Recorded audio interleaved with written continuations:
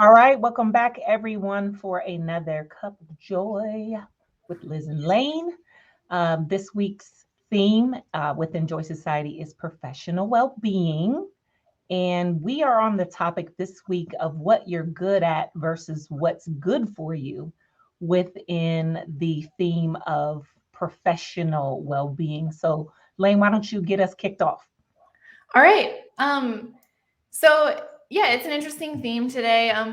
What you're good at versus like what's good for you professionally. So I guess some of the things that we'll be talking about is like, does it have to be one or the other? Are there situations where it can be both? How can you make it both? How do you know when you're in a situation where maybe you're doing something because you're good at it and not because you actually love to do it and it improves your well-being. Um, so yeah, like some of the things that I was thinking about just on this topic is just like we all choose our career typically as a very young adult. Mhm, And I mean, at 18, a lot of us are choosing what we decide to study in college, mhm, which is then kind of like it just puts you into a certain career from that point on. So I think the idea of that in itself is just a conversation like, why are we letting 18-year-olds decide what they want to do forever?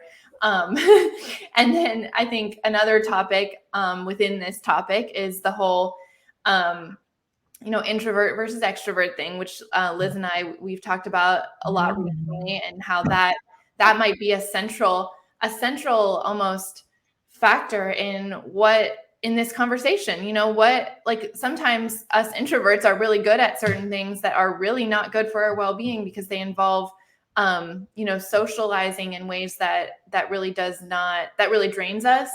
And I have a lot to say about that. mhm. And then I'm just presenting some of the different ways we can take this conversation. Making big career changes based on discoveries about what you love to do. And I think that's something that our members may relate to, just being, into your career to an extent, but Yeah. realizing, wow, once you've made it to a certain extent into your career, like, oh, well, maybe this isn't what I really want to do or what I love to do or what's good for me. Um, Mhm. and I think, yeah, I have some personal experience being kind of pushed or feeling like I should do something because I'm good at it, but Mhm. I realized, later on that wasn't something that was good for me or something that was good for me, like, emotionally, Yeah. or fulfilled me. So Liz, what are your thoughts just initially on this topic? Well, I have lots of thoughts, and interesting enough, without us, planning this ahead of time, we actually just had a conversation about the whole career change potential in one of the connection sessions. I think it was like Oh, 2 or 3 weeks okay. ago, and so I'll share that shortly. But the other thing, it was kind of interesting as I was listening to you kick us off, is that this topic was my idea based on some recent experiences, but once we got started and I was listening to you, I am remembering some of the conversations we had year and a half ago Yeah. about your career, and even for you, um, having a family member, or I think you have more than one family Mhm. member, right? Who sort of I don't know that you were pushed into it per se, but they definitely influenced your choice, and not just to choose that career, but to stay committed to it, as well as the perceptions about how you show up in that career. Because there's some jobs and careers that, like, it very much is what it is, and there are others like ours, which is the field of social work, in which that, I mean, there's a million and one things you can do. So I'm Mhm. actually interested to hear your perspective as you were processing this topic and Mhm. how it shows up for you. Okay. Well, if you throwing it back to me, I'm throwing it back to you, girl, because I'm being nosy. yeah. Yeah, I think, well, you just hinted at it, and I kind of did too. But basically, my mom studied social work. She never became a social worker, but she has her undergrad degree in it. And my grandmother also was a social worker, and she did have a career in it, a very long career. And And a so, career, may but I add.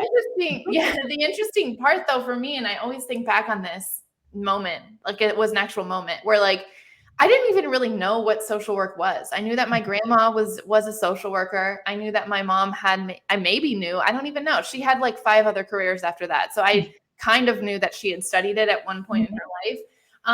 And I just didn't really know a lot about it. I went into my undergrad as a history major with an education like lean so that I would become like a high school history teacher. That was actually my goal. And so it was freshman year, though, there was a girl on my floor who was studying social work. And I started talking to her about her classes. And there was some other like interaction I had with these social work majors. And I was like, why am I not doing this? Like, this is so much more what I want to study, like what they were saying that they were learning about versus like, I like history, but I realized like I didn't want to spend all of my day, delving into history as much as like, I still love to read historical books and I still love to go into that like in my personal time, almost like hobby related versus like study. And I realized, okay, well, these classes sound so interesting to me. Like, I want to learn more about this. And it wasn't even like, I think I would be really good at it. It was just like, I think this, like, it sparked something. And it wasn't even because of my grandma or my mom. It was like totally separate. My like initial reaction. But so to the point of, what you're good at versus what is good for you, the thing about social work for me was that, and for any other social worker who's listening, I have a feeling you may relate to this, is that there is a huge push within the field for clinicians. And I think that when I first learned about social work on my freshman year, like floor, I don't think I was like, oh, I want to be a counselor or I want to be a clinician. That wasn't what was sparking my interest with the field. And that came later. And I actually remember it like, it was more in my last couple years of undergrad and definitely grad school. It was, we just encourage you, all the social workers to get a clinical background. We encourage you to take these clinical classes. And then it was like the cherry on top was when I was actually looking for a job, my first job out of school. I didn't even know where to look for jobs that weren't clinical. Like, what does that mean? Like a social program management? Like, I didn't even know, I wasn't counseled in school that there was those options. Like, I didn't know what to look for besides clinical jobs. Because if you go right now and search social work jobs, it will all be clinicians almost pretty much entirely. So then I ended up being a clinician. And I think, Liz, this is where you and I first interacted, was while I was doing more similar work to that. And like, I mean, back to the whole introvert extrovert thing, that's a piece of it. It's not the whole thing, but I am introverted, and that the idea of being one-on-one with another person, especially a person who's in crisis or having severe like emotional experiences, to be in that space with them energetically all day. And especially when I was like in my first clinical job, it was literally, that was all it was. It was all day, 9 to 5. Well, I guess I was in a school, so it was like 8 to 2. And you're like, all day, every day, just one-on-one with an individual. And that very quickly I realized, okay, this isn't really what I want to do.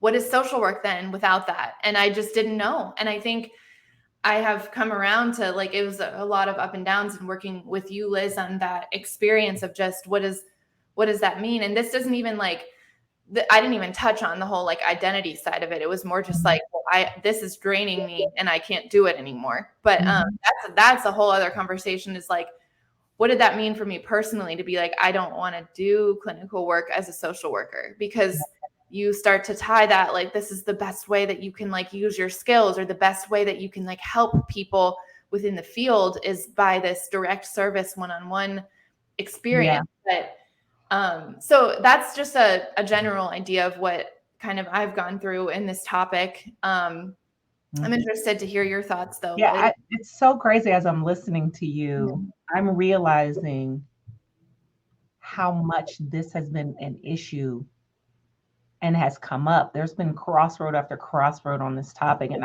even though I told you, hey, listen, I want to do this topic, even at that time, I wasn't realizing. So I'm listening to you and reflecting at the same time. And I'm just realizing how many times I have battled between Mhm. um, figuring out what I am going to do, right? And Mhm. some of it is, I think if you're someone who's multi-talented, you have the challenge of even deciding which of the talents, or if you're Mhm. multi-talented and or multi-passioned, which are going to be the thing. Um, and, one of the things early on, so for me, with this background, this clinical background, having done counseling and all that stuff early on, and then going over to the business side, and learning how much I appreciate business and strategy and all that good stuff, and getting really good at that. Then I always felt like I was either, if I was in the clinical type setting, then the business strategy side of me was dying and Mhm. not getting an opportunity to live. And then if I was on the business strategy side of things, then the clinician side of me, the human side of me wasn't able to have its space. So it was years ago when I discovered there's a thing called industrial and organizational psychology, and I was like, it was relieving to me, just because I'm like, oh, this is a thing, because I kind of felt like I was crazy because I would like bounce back and forth between the two.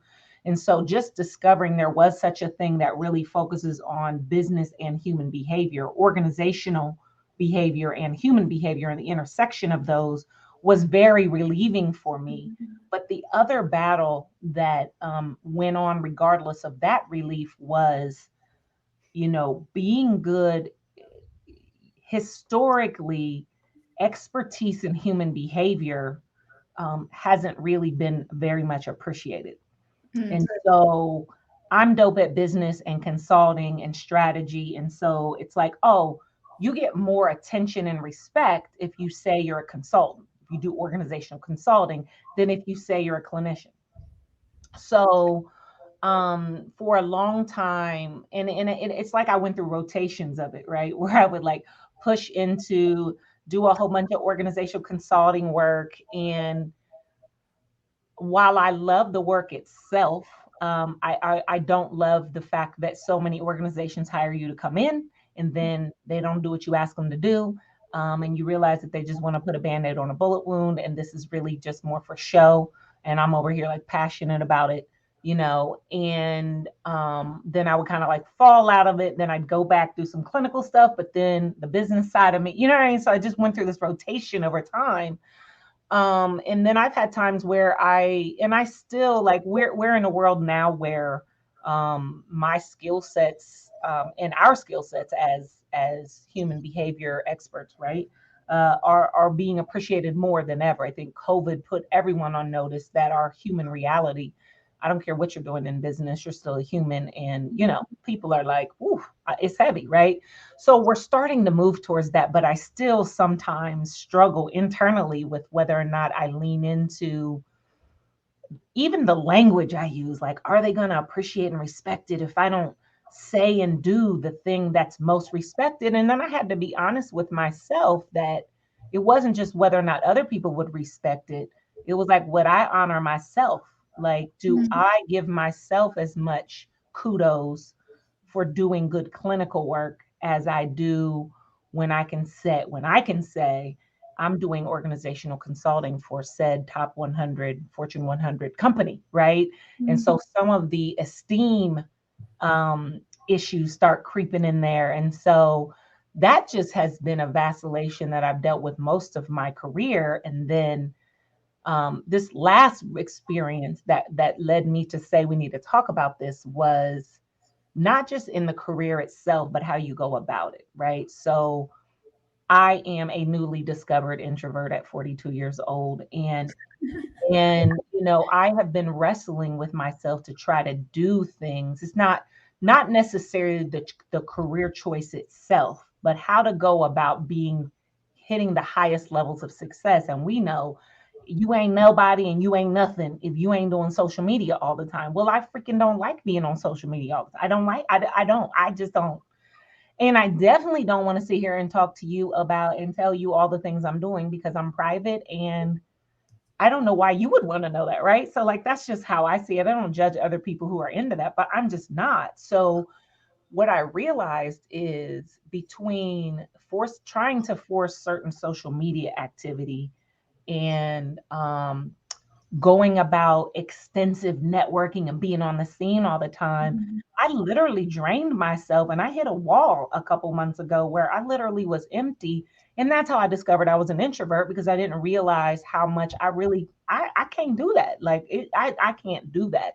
And so just coming to that point of like, I literally recently gave myself permission.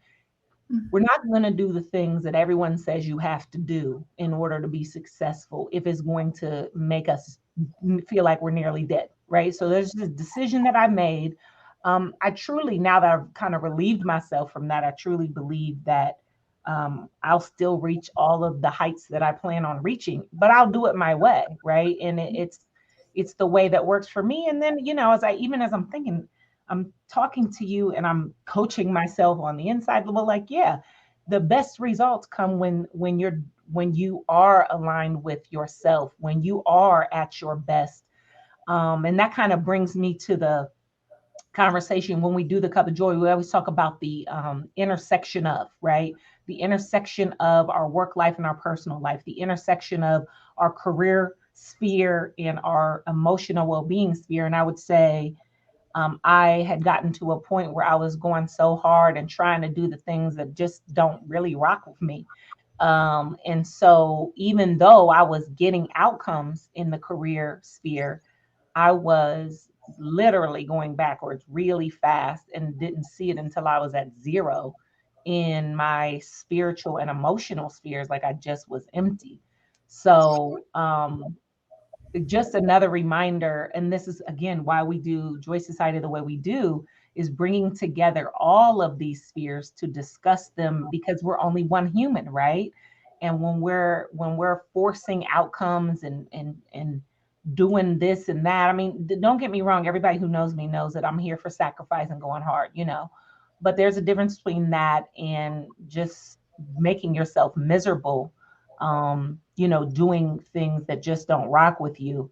And then to your point on, I had never really thought about it until you said it, like that we're making career choices at 18, because that, I mean, hell, you got to get up in school unless you want to be one of those 10-year seniors, right? Yeah. Change your major. But we were talking in the connection session recently about one of our members who is in a certain career, and she's like, barely can find a job, and all the things she thought she wanted to do. A, it's been hard to find openings, and B, the pay isn't good. And I think about helpers, social workers, and others who, are just dead set on a certain career, but it's like, you are guaranteeing you're going to be broke for the rest of your life too. So I mean, speaking of interactions and intersections, like that's a tough one. And I think a lot of those in the helping profession just won't even give themselves permission to think about doing something different, because then they start, kind of judging themselves to say like, oh, I'm not a caring person if I'm going over here to make money when the world is hurting and people are dying and people are hungry, and whatever else. So Yeah, what would you say about the interaction and the intersection? Yeah, the intersection, I think that's a good point. I think so. We consider financial well-being to be one of the equal spheres when you look at the 8 main spheres of success. And my boyfriend and I talk about this a lot because, like, so he studied finance and ended up not going into finance, and he ended up going into almost a helping profession. So it's like we talk about how, as like a college student, like you just don't always you just can't fully understand the like what it means to choose a career financially. And a lot of times that's not always a bad thing, because it lets you decide, like in some ways it lets you like really decide based on what you are most interested in. Like, for instance, my social work experience, like I was actually like genuinely most interested in that work. And it wasn't because then I just didn't know. I didn't know what it meant to be a social worker. I didn't really know what it meant to like find a job in social work. I didn't know what kind of pay that would mean for me in my life and like what my financial status would be. But I genuinely liked the topic and what I was learning. And so I think, yeah, it impacts you though, in all of the spheres. I mean, financially, we've been talking about just because like the helping professions are like known to not have a lot of like financial security. And that is something that I became aware of once I was like well out of school, even out of grad school. I mean, I think they tell you that, but it's like, do you know what that means for you in your life? And I do want to throw out there, just because, you know, you can kind of like heavily focus on one end of the teeter-totter. The clients, some of the clients that I coach are crushing it financially, right?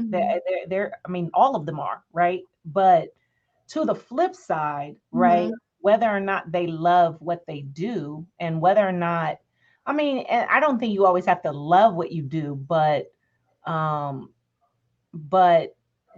they're like when you're to the point of miserable, but you're successful, right? Well, that's to the point I was kind of saying about Colton, my boyfriend, and like my sister talks about this too, because like, so she studied marketing, like a career that's like more like you're guaranteed certain like financial status if you follow the path, the corporate path, and like, I think like, for instance, my boyfriend who studied finance and then quickly got out of it, like he never even had a job in finance. He immediately went into something more of a helping profession.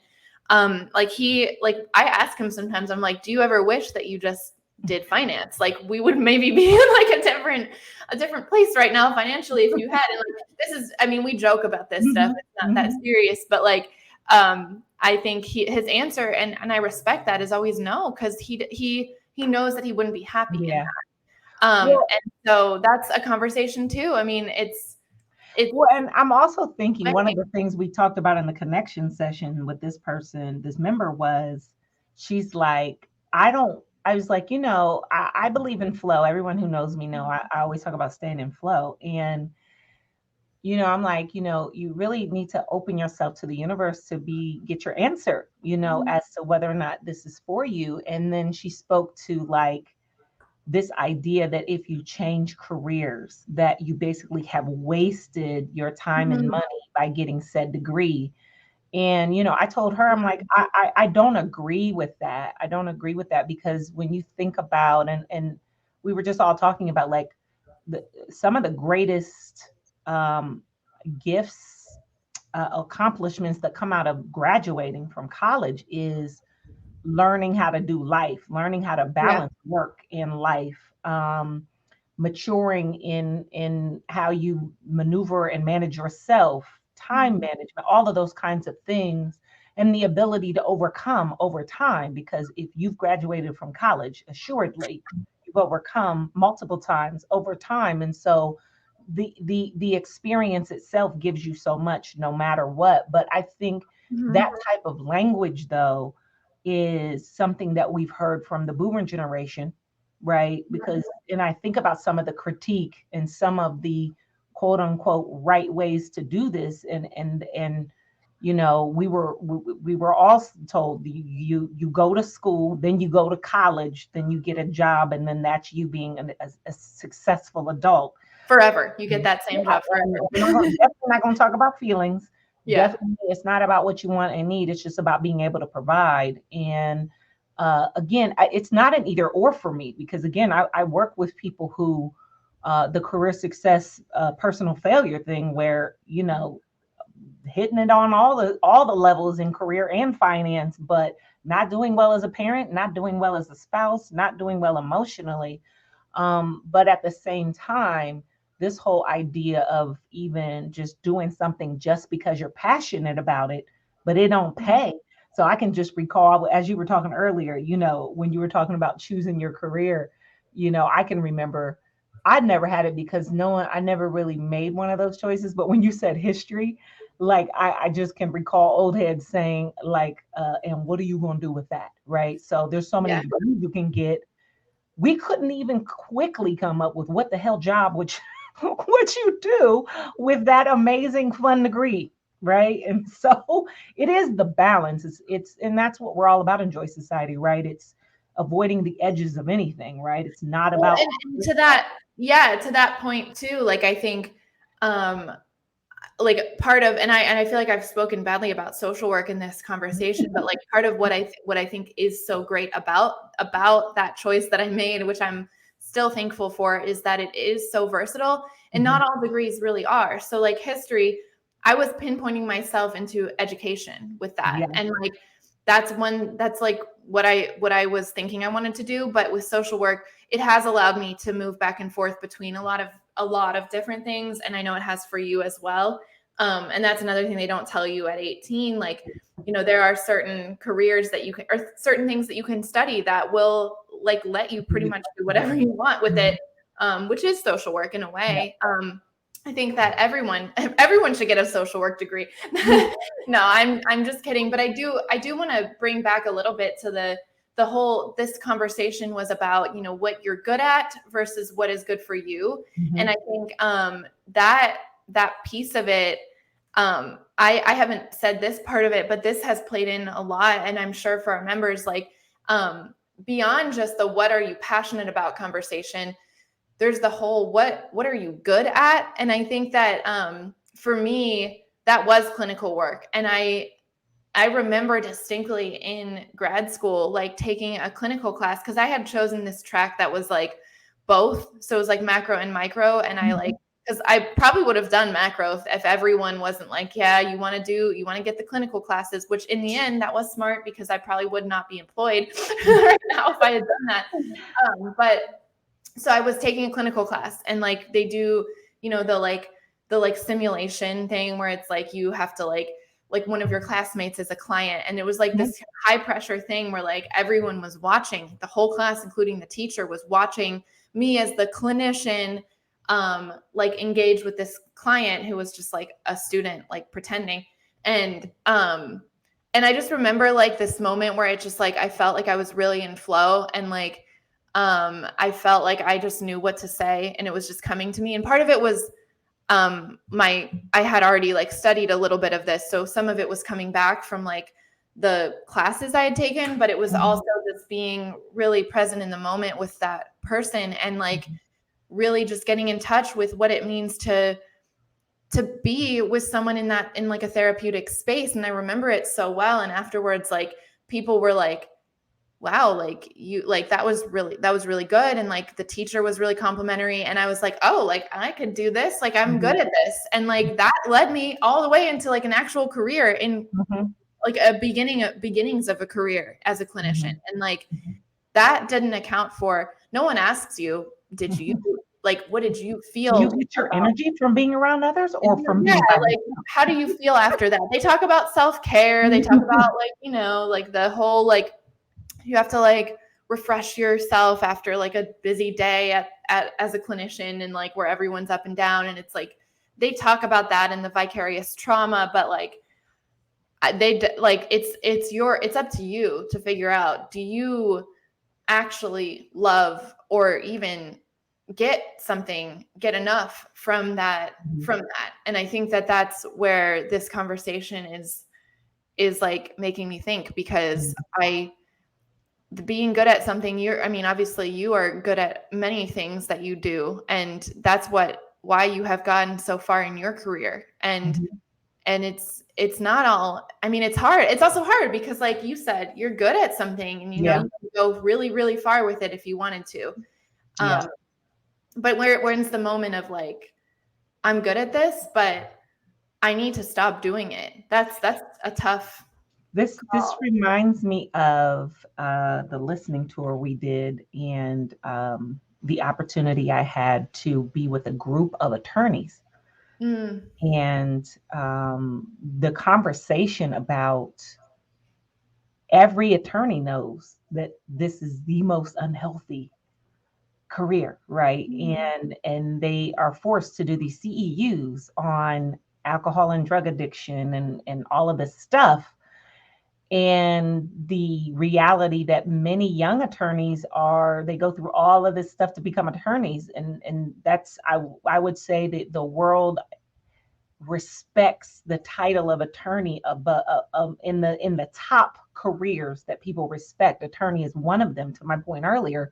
But there's several folks, we're seeing this trend, and your dad shared with us within his practice, of young people getting there and being like, whoa, like this is so draining and so stressful and so something that I just can't see myself living in every day, that after all of that schooling, they're shifting. So I think this is a great conversation to have. It ties into what we always talk about, which is, or what, something I always say is like always being willing to revisit what you know or think you know, and be willing to be led. And I think that's the big suggestion.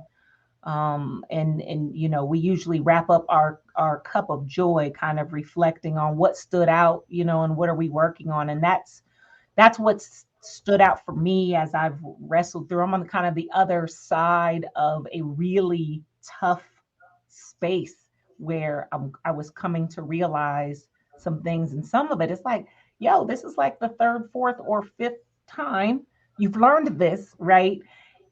But knew some new insight that went with some insight I've gathered before, to really make a commitment and a decision to literally walk away from forcing myself to do and be things, right, that just I know are going to take me to on the road to empty, and to be open to discovery, regardless of what I think the potential loss can be. Because to me, it's not a loss if you're losing yourself.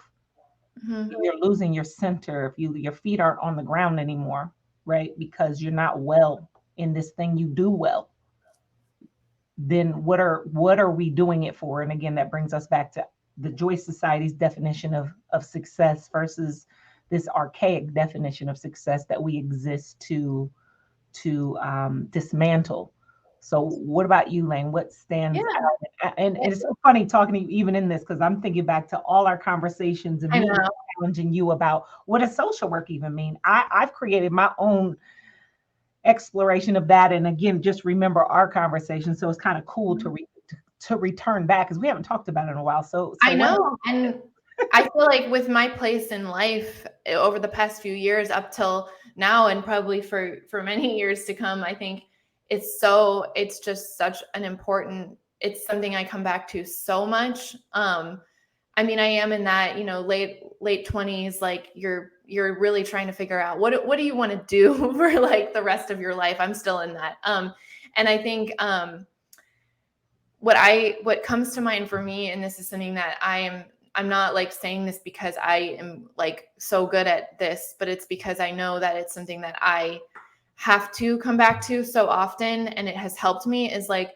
the world doesn't need you to be doing something that you don't love. And I think your agency or your organization or your workplace or the world, our society, whatever it is, doesn't need you to be doing something that you don't get something deeper from. And I think that there's times though where you do have to lean into that. And like, I think everyone has made decisions to get to where they're at. And I think leaning, like for me, there was a time where I had to lean into clinical work to even understand what, that I didn't want to do it. And I think that's an important process, and to be okay being in that, and to know that, and then to focus also on the things that you do love. So like, and do more of them if you can. So like, for instance, for me as a clinician, like there were small pieces of that position that I really loved. And I think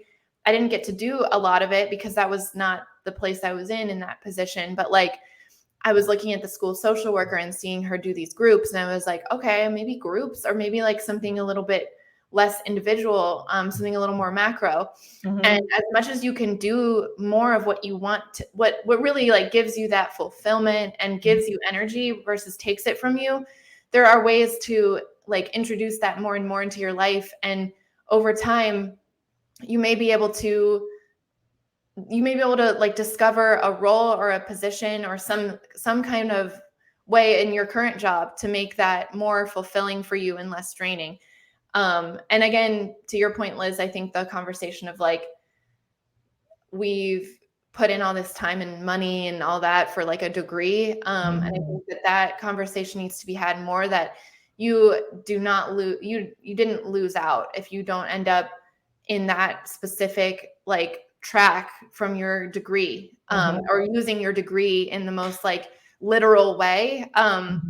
I mean, back to my boyfriend studying finance and now being in the helping professions, like he has such a leg up because no one in like these nonprofits has a finance degree, like except for the finance people. But so in some ways, yeah, that has helped him. It has helped him a lot and he doesn't regret it. And I think no matter what you studied, there was, like you said, there was a reason that you did it. And also you got something from it. You got something from it because you completed a like a degree, and that's everything. And there's nothing you can say that will like take that away. So that's what I'm taking from this. I think, yeah, just to like as a tip or an actionable thing that you can take, it's like, just be aware and in touch, and don't devalue those or like everything that you're feeling about what you're doing is valid. So like, even if you look around and everyone else is like in love with what they're doing and your job, and you're just like, well, this isn't really what I love, that's still valid, because you're just being aware of it is the first step, and not to just listen to what everyone's always told you or what you've always told yourself about what is good for you or what you're good at. Yeah. And I would add too, on the point of, I'll lose so much if I walk away from this career that I've been in forever. I would argue, how much do you lose by forcing yourself to stay in a space that doesn't serve you well? That's everything. And we can't, and perhaps there are a few things you lose because maybe you got to step back. You had worked your way up to a certain point, and if you make a shift, you may have to go backwards a bit. But I would argue there's no greater loss than living a life where you're constantly forcing yourself to do and be, and live in a way that doesn't honor your well-being, right? Your centeredness, your ability to actually enjoy your career, your life, and success, which is again what we're all about. So yeah, I think, and I do want to also say to you, Lane, I know you're younger than me, so you think this is a young thing.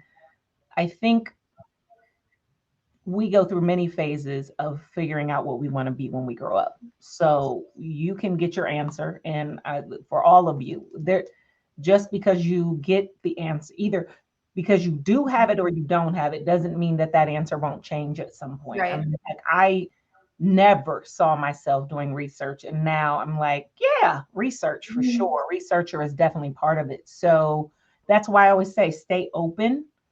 To be able to receive the signals, right, and the signs that are being shown to you so that you can do well and be well. And I think, again, this topic of what you're good at versus what's good for you, and do you have to choose? My career is just about inspiring people to believe that they can have it all. I really do believe that you can. You got to learn some new ways of thinking and evaluating to do that. But you can have a life where you enjoy what you do and you're good at it and it pays you well. And what better time than now to like have these conversations, because people are waking up to the idea that everything we just said, like choosing a career at 18 or being forced to stay in something because you got a degree in it, or everything, all of these traditional ideas are more or less accepted now. People are questioning those things, and Not that And it ever. there's new fields now. Like there are jobs that were never heard of because of the Mhm. inventive technology. Like there are whole Mhm. careers out here, and there are going to be more to come that no one ever thought of. Right. And so the world is like primed for these conversations and for each of us to have them like internally with ourselves because yeah, there's never been a better time to, I mean, the whole like job hopping thing, like that used to be looked at as so negative, but I mean, I I've was had 4 original jobs in 4 OG in years. job. Yeah, I yeah. I was criticized a lot back then. Now I'm like, look at me now. Yeah, I mean, it's everyone's journey, and I think the whole point is that there's no one size fits all for career. And I think there used to be this idea that there was, Mhm. or this track, this like career track that was looked at favorably, you know. But it is time to get rid of that idea, and I think that this conversation helps us. And helps me to just always check back in. You know, what are the things that I'm loving, and what are the things that I'm maybe doing because I'm good at it, and just to be aware, to be more Yeah. aware of those. Yep. Yep. Yep. So, final reminder for you all, continue to see yourself holistically when you're evaluating how well you're doing or not. Consider not just the thing you're looking at, but how that interactively and intersectionally affects other things. Because you can be crushing it here. And as a result of how you're crushing it, struggling over here. So the goal is that we really work to have the best of all of the spheres, right? So we look forward, as always, to hearing your thoughts in the commentary. And we will see you at the next cup of joy very soon.